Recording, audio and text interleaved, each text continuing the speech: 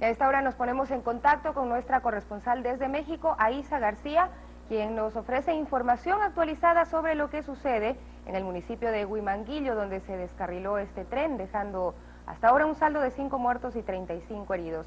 Aisa, ¿qué nos puedes contar? Se habla de que la cifra podría aumentar. Exactamente, Sofía, las cifras podrían aumentar porque en este tren viajaban 500 indocumentados. Por eso se dice oficialmente que hay 5 muertos, pero en realidad extraoficialmente se habla de un número indeterminado de muertos. A las primeras horas de esta mañana se hablaba de 50 muertos y 250 heridos. Luego el gobierno rectificó la cifra y dijo que son 5 los muertos. Pero los expertos con los que hemos contactado, el personal que está trabajando en el rescate y en este puente aéreo y náutico, nos hablan de que el número de muertos es indeterminado porque además 16 de los lesionados se encuentran en estado de gravedad. Pero eso es lo que, como tú bien decías, hay 5 oficialmente reportados. También se habla de más de 200 heridos. Este es un descarrilamiento muy fuerte el que ha ocurrido este suceso, y por supuesto es del tren denominado La Bestia, justo cuando atravesaba Tabasco. Este tren se le conoce por muchos nombres, y como bien describía esta historia del documental, es el tren que traslada a los migrantes desde hacia el norte de México cuando ellos buscan viajar hacia Estados Unidos. Es importante, Sofía, recordar que este es un tren de mercancías y atraviesa todo el territorio mexicano, desde la frontera con Guatemala hasta los límites con Estados Unidos. Y por supuesto, quienes lo utilizan migrantes, principalmente centroamericanos. En este caso, el tren llevaba hondureños. Ellos viajan en el lomo, o sea, la parte de arriba del tren, ni siquiera porque es un tren de mercancía, por tanto están a expensas, a merced de todo lo que ocurre. Hay que saber, Sofía, que los migrantes, y eso lo hemos dicho en todas las historias nuestras de Telesur, porque Telesur ha tenido una presencia permanente en todo este recorrido de La Bestia, hemos hecho varios reportajes, varias historias, porque es terrible lo que pasa en los migrantes. Ellos son víctimas de accidentes como este caso, son víctimas de extorsiones por parte incluso de las autoridades mexicanas, Sofía, de asaltos, de violaciones y de secuestros por bandas ligadas al narcotráfico. Cientos de migrantes centroamericanos y sudamericanos buscan su futuro en este tren de mercancías, pero lamentablemente son víctimas de todo y blanco de todas estas cosas que te he mencionado. Y bueno, hoy ocurrió este lamentable accidente aquí en el municipio de Huimanguillo. Esto está, como tú decías, entre los estados de Tabasco y Veracruz. Un equipo nuestro está pronto a llegar a la zona. Más adelante les estaremos reportando de todas estas incidencias. Aisa, justamente lo que tú mencionabas con la condición de los migrantes sin documentos, ¿qué podría pasar con ellos una vez de que las personas que están heridas se recuperen, o inclusive los que no salieron o salieron ilesos de este accidente? Esa es una buena pregunta.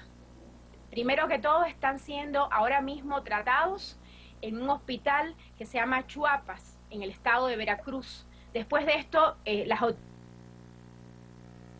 hondureños deben tratar de trasladar a estas personas, seguramente van a ser deportados a sus países. Pero la pregunta es muy importante, Sofía, en tanto recordemos qué pasó con los 72 migrantes que fueron masacrados, que fueron encontrados hace 3 años justamente en San Fernando, Tamaulipas. Pues muchos no han sido ni siquiera los cuerpos recuperados, las autoridades no han mostrado gran interés por estos cuerpos, hay muchos que están sin identificar todavía.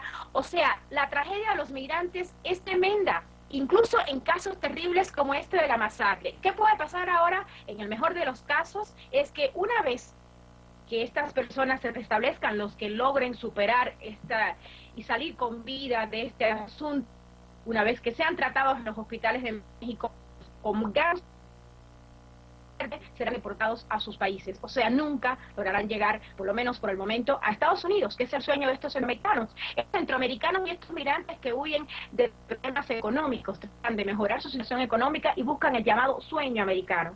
Isa, pues, el recorrido de este tren, ¿nos puedes contar un poco más para ampliarnos el panorama de este reconocido tren, como lo veíamos también en la historia que pasábamos anteriormente sobre este documental?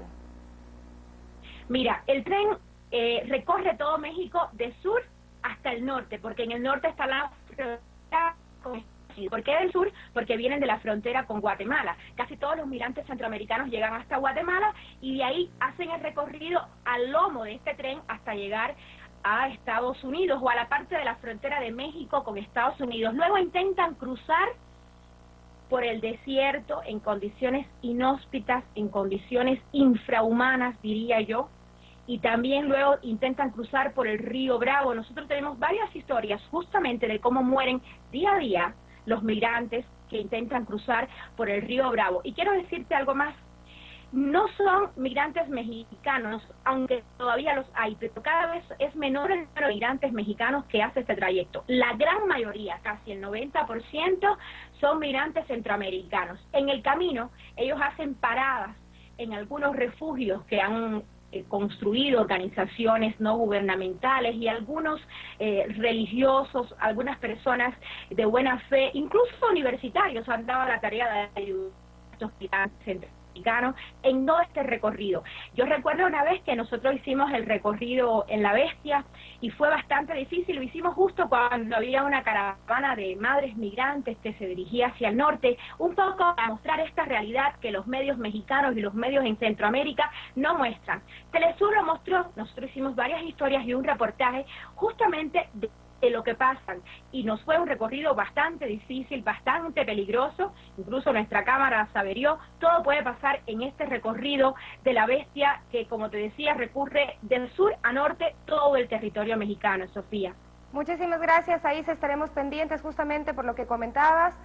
Se ha dicho que la zona donde ocurrió este descarrilamiento es de difícil acceso, lo cual ha hecho también más complicado el rescate de las víctimas de este accidente. Vamos a